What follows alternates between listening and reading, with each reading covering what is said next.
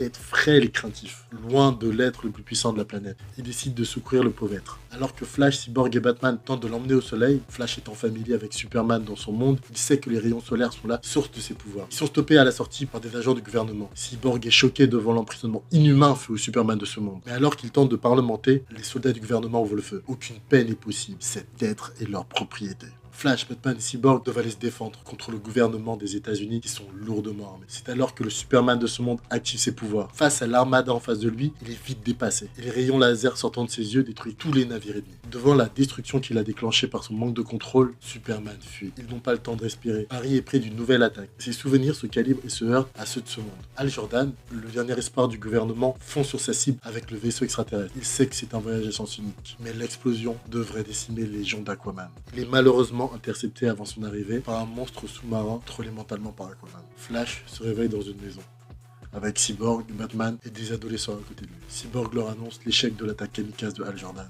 Green Lantern dans l'autre monde est meilleur ami de Barry. Quant à l'armée américaine, elle a fini totalement décimée, selon les sources de Cyborg. Et, selon les sources de Cyborg, le combat final entre Atlantis et Themyscira va avoir lieu. Plus personne ne peut l'arrêter. Le désespoir domine la pièce. Barry rassemble les troupes en leur parlant des héros et les valeurs de son monde. Tant qu'ils sont debout, il y a de l'espoir. Tous maintenant se dirigent vers New Themyscira pour le combat final. Batman annonce aussi à Barry qu'une vidéo montrant Thorne a été filmée par Lois Lane sur New Themyscira, que celui-ci l'attend probablement et qu'il doit s'y préparer. La bataille fait rage à leur arrivée, et les pertes sont lourdes des deux côtés, ainsi que dans le rang des humains de la résistance. Les chefs des deux camps s'affrontent sans pitié dans un face-à-face meurtrier, où se lient sentiments de haine, d'amour, de trahison et de regret. Aucun d'eux ne s'arrêtera. Cyborg et son équipe interviennent et attaquent pour arrêter les deux méta-humains. Batman, Flash et Cyborg contre Aquaman, Wonder Woman contre les 5 enfants. Mais ces 5 enfants ne sont pas comme les autres. En criant à l'unisson Shazam, les 5 disparaissent et un homme d'une grande stature a pris leur place. C'est Captain Thunder, la version de ce monde de Shazam. Des deux côtés, nos héros luttent pour vaincre, mais Aquaman et Wonder Woman, même isolés, sont terriblement forts. Batman finit éjecté,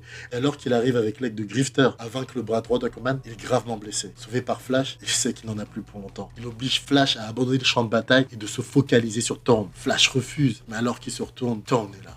Une bataille à super vitesse se produit dans les ruines de Londres. Flash a beau se donner à fond, il est maîtrisé par Thorne, qui lui empale la jambe. Devant un champ de bataille, peu à peu chaque âme se meurt, Flash demande à Thorne la raison de son acte, et Thorne lui répond qu'il n'en est pas la cause. Flash l'est, sa mémoire lui revient. Flash est retourné dans le passé. Ne pouvant accepter de voir sa mère mourir, il est retourné dans le passé et l'a sauvée. Mais en changeant le passé, une sorte d'écho s'est produit dans l'espace-temps, modifiant tous les événements de l'univers, donnant ses résultats désastreux. Flash a échoué et le monde est détruit par sa faute.